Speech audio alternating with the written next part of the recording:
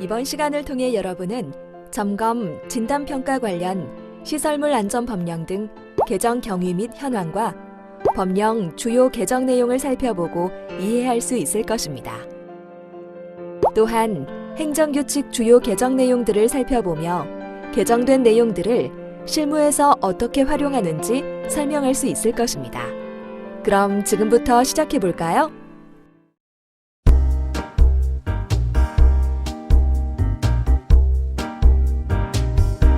네, 이번 시간은 점검진단평가와 관련해서 시설물안전법의 주요 개정을 하게 된 경위 및 현황에 대해서 좀 말씀을 드리겠습니다. 먼저 국무조정실이었죠. 시설물 정밀안전진단 체계 합동점검을 통해서 평가와 관련된 몇 가지 제도 개선 사항을 요구를 했습니다. 한번 살펴보면 기술심의를 받은 보고서도 평가 대상에 포함할 필요가 있다. 그리고 현행 총점 외에 중요 평가 항목별 과락제도를 도입할 필요가 있다라고 해서 이것은 행정규칙 개정으로 추진이 되었습니다. 또 하나 평가 지적사항 미보완 시에는 현행 제재 규정이 미흡하니 보다 실효성 있는 제재 규정을 도입할 필요가 있다라고 지적을 해서 이것은 법 개정 사항으로 추진이 되었습니다. 국토부에서도 제도 개선 사항을 추진을 했습니다. 시설물 안전점검 내실화 방안을 마련을 했는데요. 그 주요 내용을 살펴보면 상습적으로 부실하게 보고서를 작성하는 업체에 대해서는 명단을 공개할 필요가 있겠다. 그리고 관리 주체에 대해서도 부실하게 작성하도록 요구할 수 없는 권한을 남용할 수 없도록 관련 규정을 신설을 해야겠다 해서 이 또한 법 개정 사항으로 추진을 했습니다. 그리고 마지막으로 현행 부실업체에 대한 처분 기준이 실효성이 미흡하다 보니 이를 보다 강화할 필요가 있겠다 해서 이는 시행령으로 개정을 추진을 하였습니다. 그럼 세부적으로 추진 현황에 대해서 좀 말씀을 드리도록 하겠는데요. 먼저 시설물 안전법이 일부 개정이 됐습니다.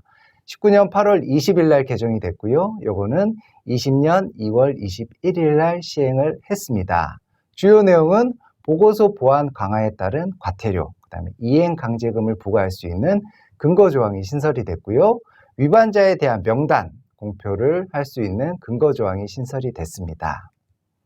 그다음에 시행령도 개정이 됐죠. 먼저 2월 18일 날 개정이 되고 2월 21일 날 시행이 된 시행령을 살펴보도록 하겠습니다. 보고서 보완 기간을 예전에는 정해지지 않았었는데 이를 보다 명확하게 정하였습니다. 점검 같은 경우는 2개월, 진단은 3개월, 그 다음에 명단을 공표할 수 있는 공표 방법, 그 다음에 이행 강제금 부과 금액 등을 시행령에서 규정을 했습니다. 또 하나의 시행령이 개정이 됐죠. 이 시행령은 20년 1월 7일 날 개정이 됐고 20년 4월 8일 날 시행이 됐습니다. 여기서 가장 중요한 것은 부실 정도를 고려를 해서 매우 불량 및 미흡으로 구분하여 평가를 하도록 개정이 된 것이 가장 중요하고요. 보고서 평가를 할 때 거짓 복제 여부도 함께 확인을 하도록 관련 규정이 개정이 되었다고 보시면 될 것 같습니다. 이와 연관된 행정규칙도 당연히 개정이 돼야겠죠. 먼저 살펴보면 시설물의 안전 및 유지관리 실시 등에 관한 지침이 일부 개정이 5월 중으로 예정되어 있습니다. 주요 내용은 기술심의를 받은 보고서도 평가 대상에 포함을 한다. 그리고 부실 점검 진단의 세부 기준을 지침에 규정을 하도록 되어 있습니다. 그리고 과락제도를 추가하는 것이죠. 그 다음에 또 하나가 있습니다. 건설기술 용역업자 사업 수행 능력 평가 세부 평가 기준이 일부 개정이 됐습니다. 요거는 20년 5월 7일 날 개정이 됐죠. 평가 기준이 세분화되다 보니까 신용도 감점의 기준도 세분화했다라고 이해를 해주시면 될 것 같습니다.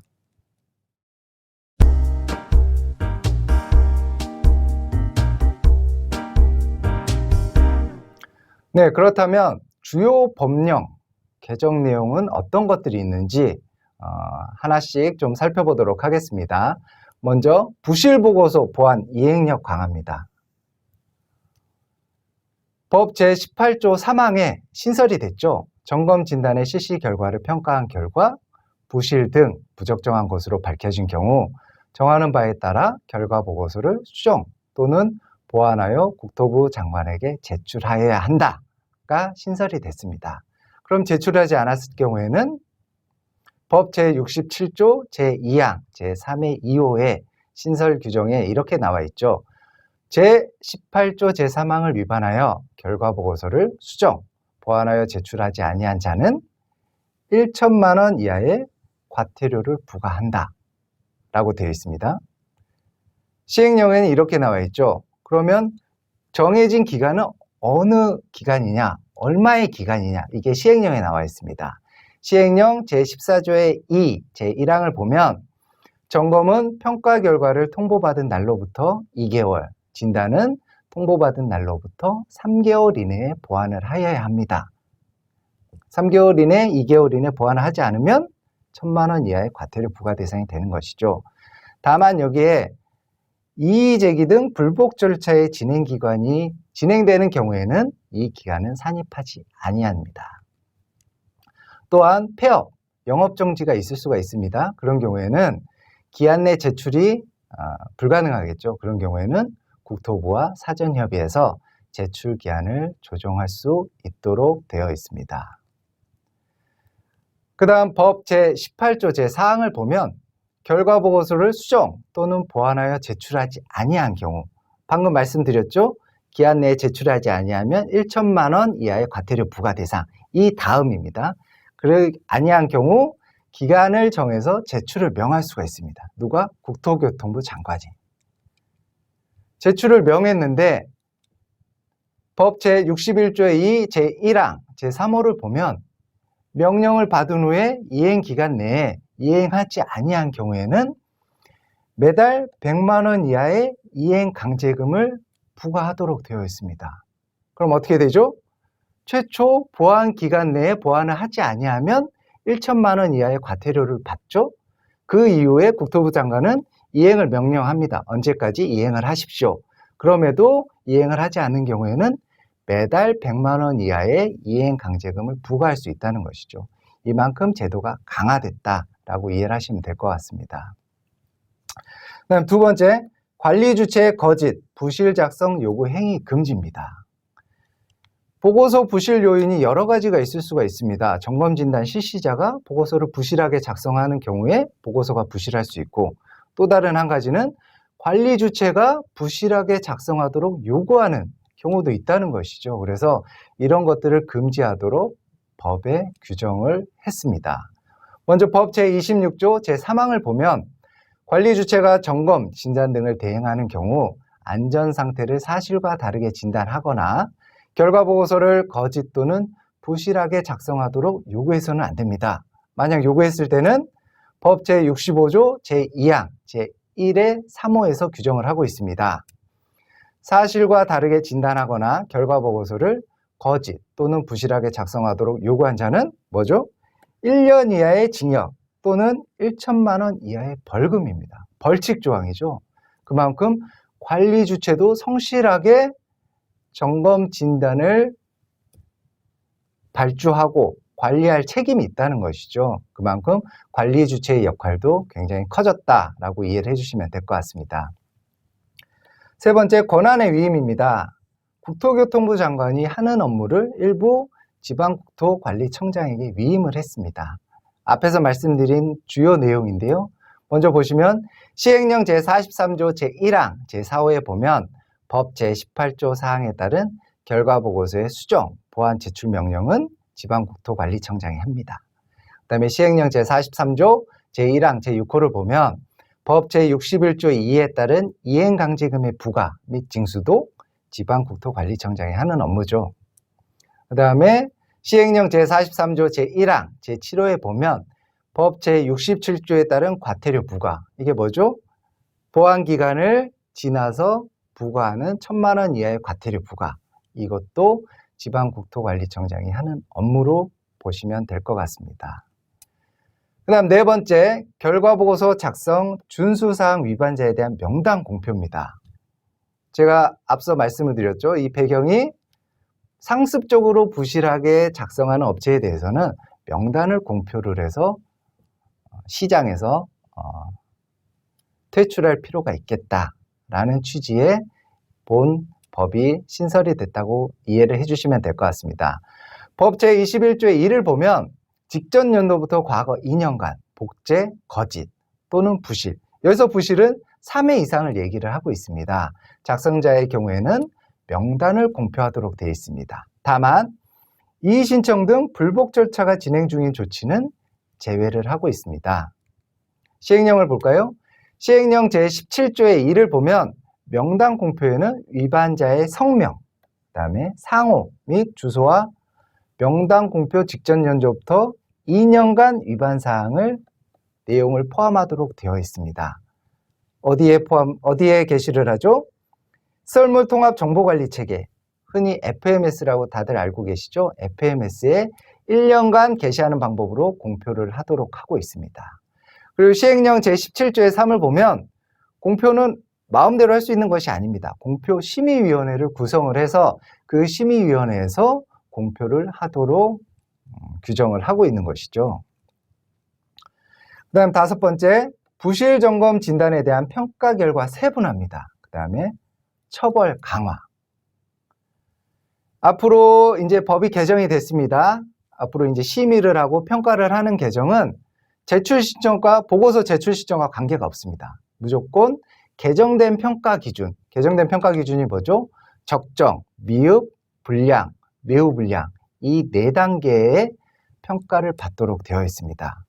따라서 과태료도 제출 시점과 관계가 없습니다. 개정된 과태료로 기준을 적용을 합니다. 다만 행정처분의 경우에만 20년 4월 이전에 제출된 보고서는 보고서에 한해서 종전의 기준을 적용을 하도록 되어 있습니다. 세부 내용을 한번 살펴볼까요?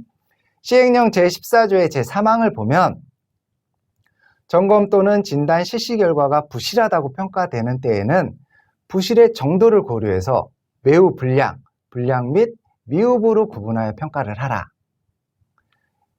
종전엔 뭐였죠? 부실의 정도를 고려하면 시정, 부실이었죠. 그거를 매우 불량, 불량, 미흡으로 세분화됐다라고 이해를 해주시면 될 것 같고, 부실 구분 판단 기준은 국토교통부 장관이 정하여 고시한다. 이게 뭐죠? 이게 바로 지침이죠, 지침. 지침에서 세부적으로 정한다라고 이해를 해주시면 될 것 같습니다. 시행령 제14조 제4항에서는 점검 또는 진단 실시 결과를 평가하는 경우 그 결과 보고서에 복제, 거짓 여부도 함께 확인을 하도록 되어 있죠. 그래서 공단 위반자에 대한 명단 공표는 복제, 거짓은 한 번만 복제나 거짓으로 판명이 나는 경우에는 바로 명단을 공표를 할 수 있고, 부실의 경우에는 3회 이상인 경우에는 위반자에 대해서 명단을 공표할 수 있다. 이렇게 이해를 해주시면 될 것 같습니다. 그 다음에 이거를 좀 더 이해를 돕기 위해서 표로 간략하게 정리를 했는데요. 한번 살펴보겠습니다. 종전에는 부실, 시정 이 두 가지였죠. 그리고 시정에는 과태료나 영업정지의 규정이 없었습니다. 부실은 과태료 1,000만 원, 영업정지 1회인 경우에는 1개월, 2회인 경우는 3개월이었죠. 이게 어떻게 개정이 됐습니까? 시정이 불량과 미흡으로 두 개로 쪼개졌다고 이해를 하시면 될 것 같습니다. 미흡은 종전의 시정과 똑같죠. 근데 불량은 과태료 500만 원입니다. 그리고 불량 2회인 경우에는 영업정지 3개월입니다. 그만큼 제도가 강화가 됐죠. 매우 불량 같은 경우는 과태료는 종전의 부실과 똑같습니다. 하지만 영업정지 같은 경우는 종전엔 1회에 1개월이었는데 어떻게 됐죠? 1회 3개월, 2회 6개월, 3회 등록 취소. 그만큼 제도가 강화가 됐습니다. 그렇기 때문에 보다 성실한 보고서 작성이 필요한 시점이라고 이해를 해주시면 될 것 같습니다.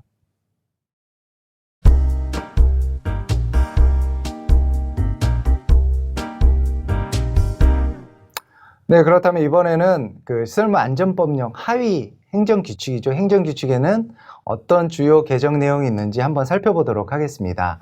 먼저 지침을 살펴보도록 할 건데요. 먼저 제63조 평가의 대상입니다. 종전에는 기술심의 등을 거친 점검 진단 실시 결과는 평가 대상에서 제외를 했었죠. 개정 어떻게 됐습니까? 삭제를 했습니다.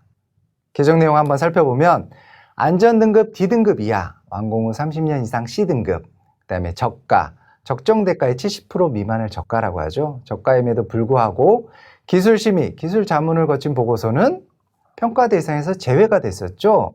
이 제외되는 예외 조항을 삭제를 했습니다. 이건 무슨 소리죠? 기술 자문, 기술 심의를 받더라도 평가 대상에 들어오는 보고서는 무조건 평가를 하게 된다라고 이해를 해주시면 될 것 같고요. 그러면 왜 예외 규정을 삭제를 했냐? 보면 저가 계약 등으로 부실 소지가 있으나 형식적인 기술 심의를 한다는 것이죠. 형식적인 기술 심의를 통해서 평가 대상에서 제외되는 제도적 취약점을 보완하기 위해서 예외 규정을 삭제했다라고 이해를 해주시면 될 것 같습니다. 그다음 제64조 평가의 실시 등을 한번 살펴보도록 하겠습니다. 종전에는 별지 제2호, 그 다음에 제3호 서식의 그 제1호를 보면 총점 외에 주요 평가 항목이 약간 부족인 경우에는 총점과 관계없이 심의 대상으로 선정을 하도록 돼 있다라는 게 제1호에 들어있는 내용입니다.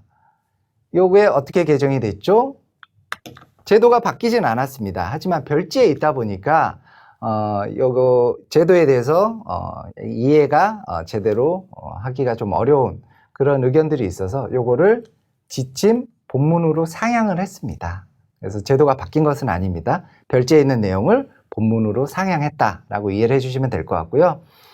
다시 한번 개정 내용을 말씀을 드리면 평가 점수 총점 60점, 점검은 60점이죠. 진단은 70점 미만이거나 주요 평가 항목의 평가 점수 100점의 100분의 40의 과락입니다. 과락인 경우에는 평가위원회 심의 대상으로 선정하도록 되어 있습니다. 여기서 주요 평가 항목은 뭐죠? 외관 조사, 그 다음에 안정성 검토, 평가 결과의 적정성입니다. 정밀안전 점검 같은 경우는 외관 조사, 평가 결과의 적정성 이 두 가지가 주요 평가 항목이 될 것이고요. 진단 같은 경우는 외관 조사, 안정성 검토, 평가 결과의 적정성 이 세 가지가 주요 평가 항목이 될 것입니다. 네, 개정 이유는 종전에 별지 서식에 있다 보니까 제대로 이 제도에 대해서 이해하기가 힘들어서 그거를 본문으로 상향을 했다라고 이해를 해주시면 될 것 같습니다. 그 다음 제68조로 보면 평가 결과 사전 통보입니다. 종전에는 평가 사전 통보서를 점검 진단 실시자에게 통보한다 이렇게 돼 있었죠. 그 다음에 개정은 어떻게 됐습니까?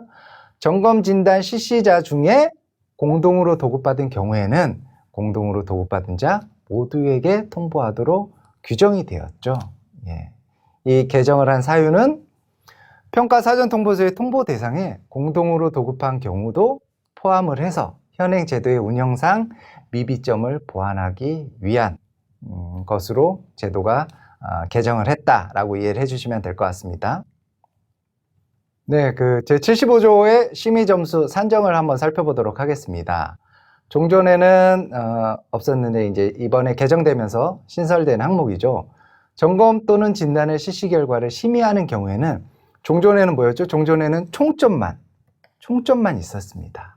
근데 어떻게 개정이 됐죠? 총점 외에 중요 심의 항목을 도입을 했습니다. 그러니까 어떻게 이해를 하시면 되냐면 심의에도 종전에는 총점만 있었는데 총점 플러스 과락 제도가 도입이 됐다. 이렇게 이해를 하시면 될 것 같습니다. 따라서 총점 외에 중요 심의 항목도 앞에서 말씀드린 중요 평가 항목과 동일합니다. 외관조사, 안정성 검토, 평가 결과의 적정성 이렇게 중요 심의 항목에 따라서 과락 제도가 새롭게 도입이 됐다라고 이해를 해주시면 될 것 같습니다. 이 개정 사유는 종전에 총점으로만 하다 보니까 주요 항목의 그 점수가 미흡하더라도 걸러지지 않는 그런 문제점이 있었던 것이죠. 그래서 주요 항목이 일정 기준 이하로 평가되는 경우에는 부실로 구분될 수 있도록 과락 제도를 추가했습니다.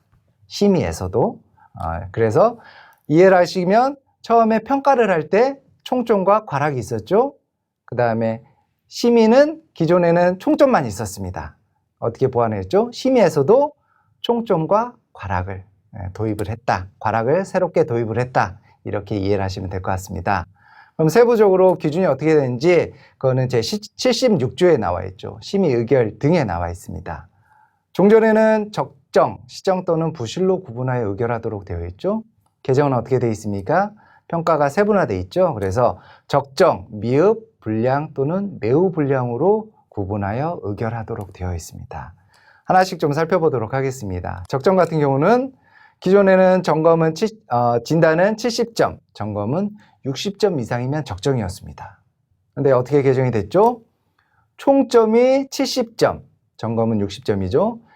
이상이고 중요 심의 항목의 심의 점수 중 배점의 100분의 40.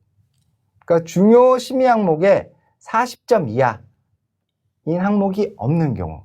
다시 한번 말씀드리면 총점이 기준 점수를 만족하고 과락이 없는 경우가 적정이라고 이해를 하시면 될 것 같습니다. 그 다음에 종전의 시정은 60에서 69점, 점검은 50에서 59점 이렇게 총점으로만 나와 있었죠. 개정을 한번 보면 총점이 65에서 69, 점검은 55에서 59. 뭐가 바뀌었습니까?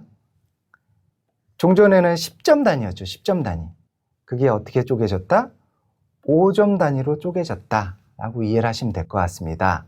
총점이 65에서 69점이거나 중요 심의 항목이 100분의 40, 중요 심의 항목이 과락이 1개인 경우 미흡이라는 것이죠.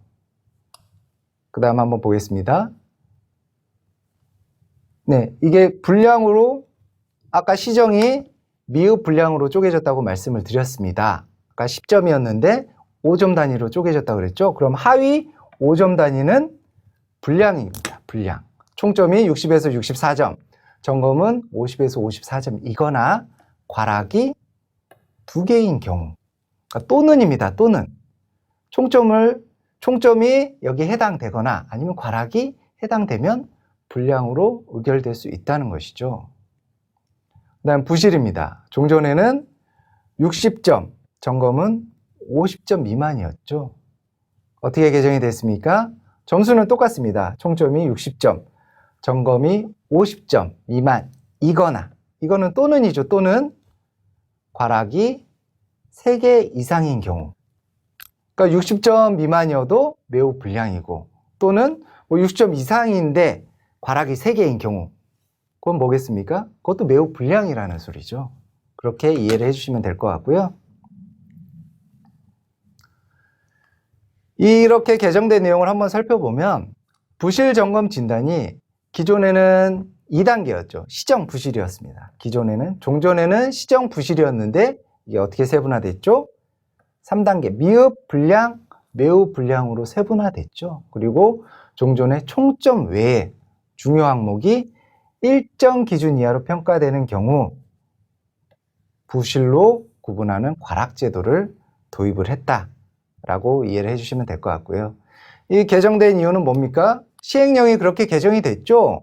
1월 7일 날 개정되고 4월 8일 날 시행되는 시행령에 따라서 하위 이와 연계된 행정규칙도 그렇게 세분화 규정이 개정이 됐다라고 이해를 해주시면 될 것 같고요. 그 다음에 78조입니다. 78조 보면 평가 결과의 보고입니다. 종전에는 평가 결과를 점검진단기관 및 지도감독기관에게 통보를 하도록 이렇게 되어 있었는데, 개정에는 공동으로 도급받은 점검진단기관에게는 평가 결과를 각각 통보하도록 좀 더 미흡한 사항을 보완했다라고 이해를 해주시면 될 것 같고요. 개정 이유는 현행 제도의 운영상 미비점을 보완하도록 위해서 개정을 했다라고 이해를 해주시면 될 것 같습니다.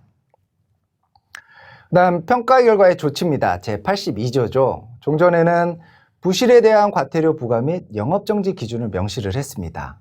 근데 어떻게 개정이 됐죠? 이제 예전에는 부실만 과태료와 영업정지가 있었다면 이제는 불량도 신설이 되면서 과태료와 영업정지가 생겼죠. 거기에 맞춰서 불량 또는 매우 불량에 대한 과태료 부과 및 영업정지 기준을 명시를 했습니다. 그리고 종전에는 시정, 부실인 경우에 대해서는 관리 주체, 그다음에 점검 진단 기관별 보완 방법을 서술을 했습니다. 그렇다 보니까 중복되는 내용이 있었던 것이죠. 그래서 중복되는 내용을 좀 삭제를 하고 간략화했다라고 이해를 해주시면 될 것 같습니다. 그래서 중복 내용은 삭제를 하고 미흡, 불량, 매우 불량에 대해서 보완 방법을 서술을 했다라고 이해를 해주시면 될 것 같습니다. 개정된 사유는 변경된 평가 기준을 적용을 하고 중복 내용을 삭제하기 위한 그런 목적으로 개정이 됐다라고 이해를 해주시면 될 것 같습니다. 앞에서 말씀드린 거를 간략하게 플로우 차트로 한번 설명을 드리도록 하겠습니다. 저희가 30일 이내에 용역을 준공을 하면 FMS의 실적을 보고를 하시죠. 그러면 평가 대상에 보고한 보고서가 평가 대상에 들어오면 평가 대상 발췌를 합니다. 기존에는 기술심의 보고서는 제외를 했었는데 기술심의 보고서도 새롭게 평가 대상에 포함된다라고 이해를 해주시면 될 것 같고요. 그 다음에 평가를 실시를 하죠. 평가를 실시를 해서 심의 대상을 선정을 하는데 총점과 과락, 기존에도 총점과 과락이 있었습니다. 하지만 과락이 기존에는 별지 서식에 들어가 있다 보니까 이 제도에 대해서 잘 이해를 못 하시는 분들이 있었습니다. 그래서 이 과락 제도를 본문으로 상향했다라고 이해를 해주시면 될 것 같고, 평가를 실시를 해서 심의 대상을 선정을 한 다음에 국토교통부 장관에게 보고를 하죠. 그 다음에 이 내용을 점검진단 실시자분들에게 사전 통보를 해드립니다. 기존에는 공동도급한 경우에는 주관사에게만 통보를 했는데 그런 제도상 운영상 미비점들을 보완하기 위해서 공동도급으로 업무를 수행하신 분들은 모두 통보를 해드리는 것으로 제도가 개선됐다라고 이해를 해주시면 될 것 같고요. 그 다음 평가위원회 심의를 하도록 되어 있죠. 평가위원회 심의는 기존에는 총점 기준으로 심의를 했습니다. 총점 기준으로 심의를 했는데 거기에 제도상 사각지대가 있다 보니까 뭐가 신설이 됐죠? 과락제도가 신설이 됐습니다. 총점도 많이 보완이 되고 개선이 됐죠. 총점이 기존에는 적정, 시정, 부실에서 적정, 미흡, 불량, 매우 불량으로 세분화가 됐죠. 그리고 과락제도가 추가되면서 심의 의결 기준이 보다 강화됐다라고 이해를 해주시면 될 것 같고요. 평가 심의 결과가 끝나면 그 결과는 공단에 통보를 하죠. 공단은 그 결과를 국토교통부 장관에게 보고를 합니다. 국토교통부 장관은 그 결과를 관리주체 점검진단기관에게 통보를 하는데 이때에도 공동도급의 경우에는 공동도급을 한 구성원 모두에게 통보를 하도록 제도가 개선이 됐다라고 이해를 해주시면 될 것 같습니다. 그래서 지침 개정 내용은 플로우 차트로 간단히 설명을 한번 더 드렸고요. 그 다음에 또 하나 행정규칙 개정된 사항이 있다고 말씀을 드렸는데요. 그거는 사업 수행 능력 평가입니다. 여러분 흔히 PQ라고 알고 계시죠?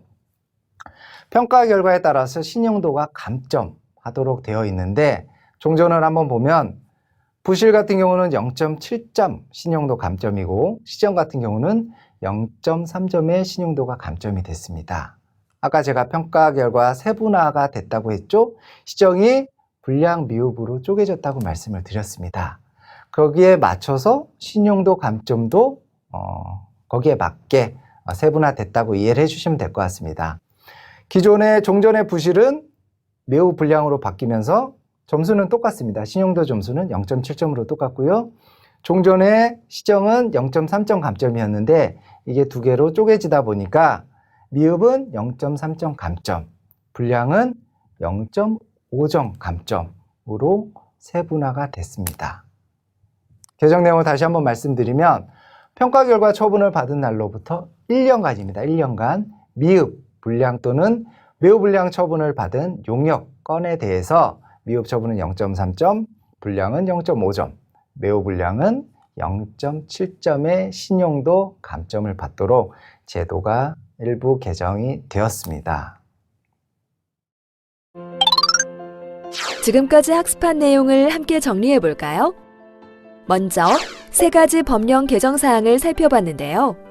먼저 부실 보고서를 보완하여 이행력을 강화하고 관리 주체의 거짓, 복제 작성 요구를 금지하며 지방국토관리청 위임 업무에 대해서는 2020년 2월 21일 이후 실시하는 점검 또는 진단부터 적용되는 사항이며 결과보고서 작성 위반자 명단을 공표하는 것은 2020년 2월 21일 이후의 위반 행위부터 적용되는 사항입니다.